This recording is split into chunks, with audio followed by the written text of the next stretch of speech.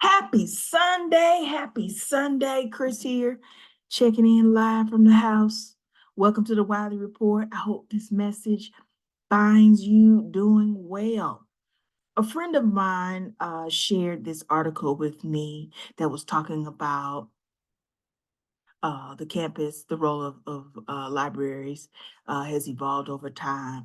And I thought that would be a really great way to discuss my own positionality in the sense that I have been a librarian for 15 years. And have also am a fourth year information science doctoral student. So I'm going to share the screen. And I'm just going to share thoughts. That's what it is. It's called Reflections on a Sunday. I'm not reading the whole article, but I just want to share it because I think it was a good one. So as you can see, this is a higher ed jobs um, article. You can find jobs if you look for jobs in academia, and this is, as you can see, the advice and news section. So it's saying the campus librarian role has evolved, but its mission, excuse me, his mission as a helping hand remains. And I like some pieces of it because I read it this past Friday, and it was this library is where we embrace the quiet tranquility. It's a place you go to get work done, seek a source for your assignment, or get away from the world and study or read in peace. Above all, the library, even with its changes that it has gone through in the past, is still a place where many students go to get help. And they basically use this article, Dr. Greenwald Greenewald, sorry, is the person that wrote this article, interviewing different library directors at various institutions, or librarians themselves, to ask them things like talking about, like, following the COVID-19 pandemic amid the rise of AI. Really asking, how have university libraries really changed? And as you can see, they're saying that the root role of librarian hasn't changed throughout the years. It's always been there to help both faculty and students. And then, another particular instructor and librarian is talking about how campus librarians are taking on expanding roles in the university, often teaching not only librarian instruction, but they might have co-teaching or solo teaching courses in their area of expertise. And they're also at the forefront of the open access movement in scholarly publishing, and helping faculty manage and archive data from sponsored research projects. And at the end here, I really liked how they had two things that came to mind, where they were talking about this American Library Association release report in 2023 that found that, Gen Z and millennials prefer print books over ebooks and visit their local library frequently. And lastly, the presence of the library is something that is valuable to university students. Understanding the role that librarians play in a campus setting can help students find the right people to assist them with their research. And I like the, overall um, article itself. And I can just share my experiences. It's interesting to think about, like, campus libraries, because the one thing that the first thing that comes to mind is, I remember reading someone's cover letter before, and they said that the heart of the they thought that the university library was the heart of a campus. And I never forgot that they were applying, I think at the time, to be a graduate assistant or something like that. But I thought that was I really like that phrasing of, when you think about a library, what is it? And I think of it in terms of meaning making. What memories, what meaning uh, comes up for people when they say libraries. And there are many different types of libraries. In my own career, I've worked as a librarian at a special library. Basically, that meant I served atmospheric researchers. So if you think about the people who fly in the eye of the hurricane and track the data back, that study environmental sciences, that study coral reefs, that study sustainable aquaculture, that study dry tortugas, that study rain patterns and atmospheric research in the sense of airflow, climate change, thought, or climate perspectives on climate and how it's changed over time, longitudinal studies, and many other things. Then I've worked in that field, being their librarian, helping provide reference, instruction, um, web services. And that particular role was my first librarianship position right out of finishing my master's degree in library and information science. And I spent 5 years there. So these were the federal and contracted scientists and researchers that were, the library itself was on 2 floors inside of an Atlantic Oceanographic Meteorological Lab. And then after that position, the next position that I held is my current one, where I'm engineering and physical sciences research data services librarian. So I work with engineering faculty and students, finding out their information needs, talking to classes about the resources that we have available for them to do projects, to do capstone projects, to do assignments, for um, the graduate students, for faculty that want you to come and share information resources for a course that they have or for a project they have. I do that too.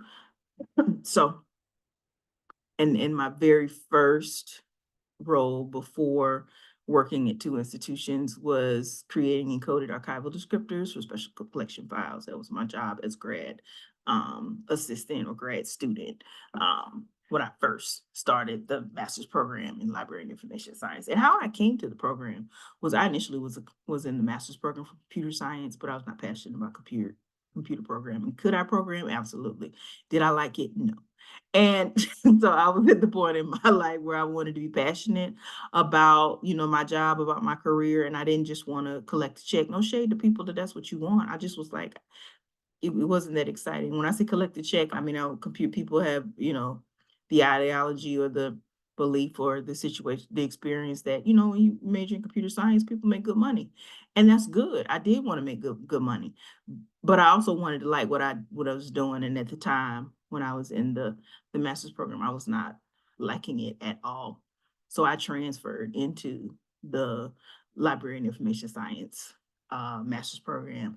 And my focus was like information architecture, creating storyboards, creating websites, systems administration. And so when I finished, I did like I said, did reference and instruction, but my primary responsibility was web services for a special library. And I enjoyed it. I enjoyed it thoroughly. At the time when I accepted that position, the idea was that you could do federal librarianship, but that's not what worked out in that case.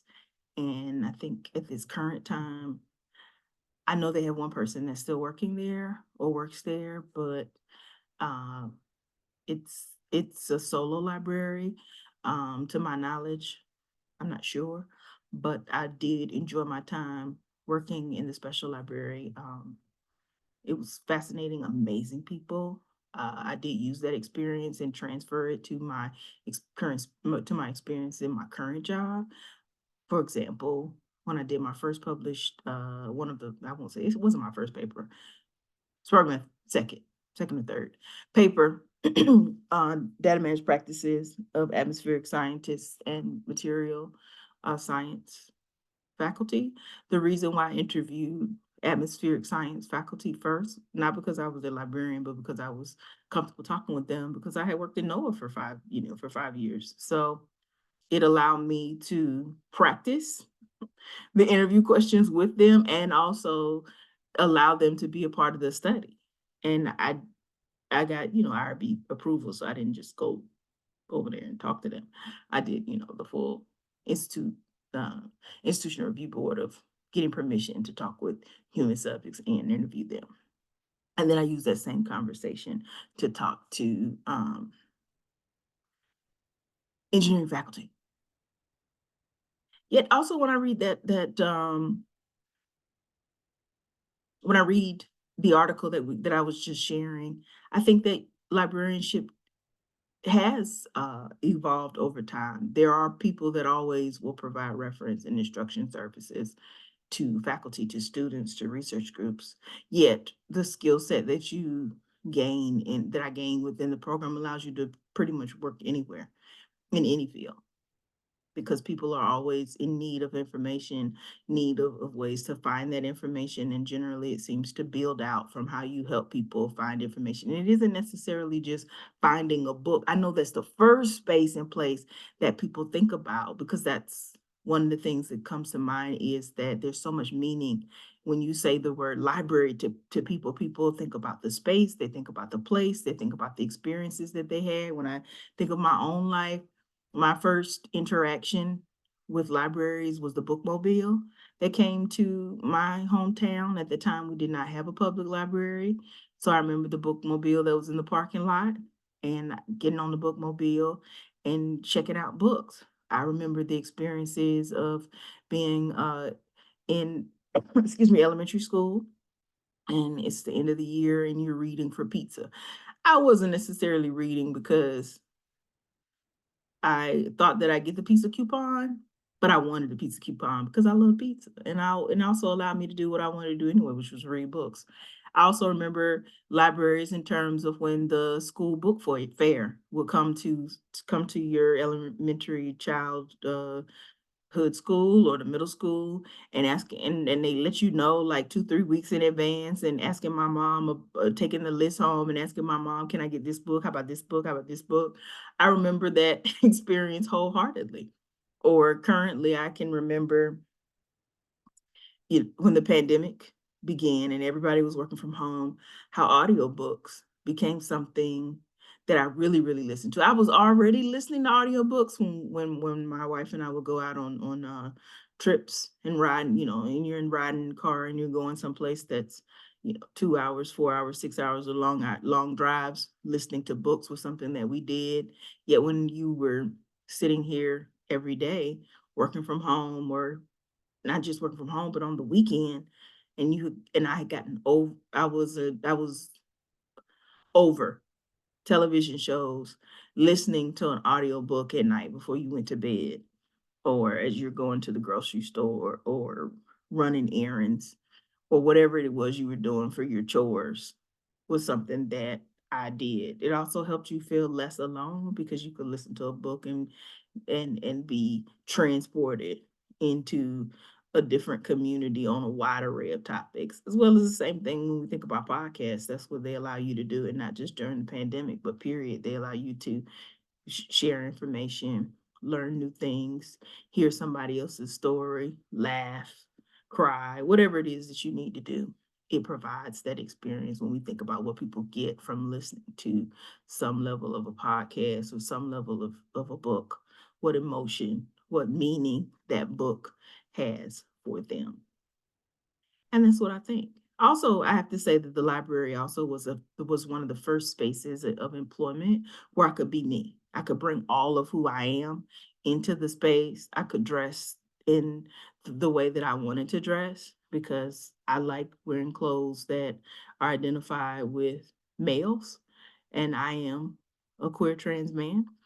And it was the first position in which I could be myself and show up in the tie, show up in the dress pants and the wingtips, and no one cared about my clothing. They were listening to the content of what it was I was talking about. So it was that space. It also was that space for me growing up as a kid, because growing up as a kid, I was socially awkward. It took me a while to really make friends. And the library was the space where I could go and be Brainy Chris, and no one bothered me, and no one criticized me. I didn't get ridiculed. Librarians, other people were there too, and they were just equally as geeked out about a book as I was. And also later too in adulthood, when I think of my experiences of working in the retail bookstore, when I worked at Barnes and Noble, that was fun to me because I met other people who could spend hours talking about a book that they liked. And I knew about a lot of books. As a bookseller, I could talk about, I definitely knew the mystery section. I could tell, mysteries. I could talk about, current affairs books. I could talk about poetry books, classic fiction.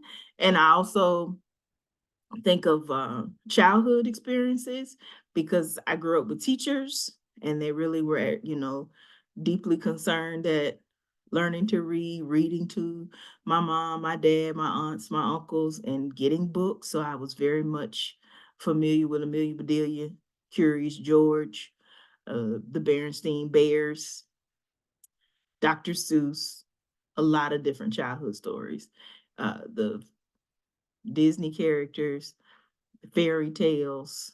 I remember we didn't travel with my father, who was in the military, but I definitely remember the Fisher Price tape recorder and um, the record player that would play so many different stories that my mom would put on, and either she put the record player on or put the Fisher Price tape recorder on, and as I was going to sleep, I would listen to some story.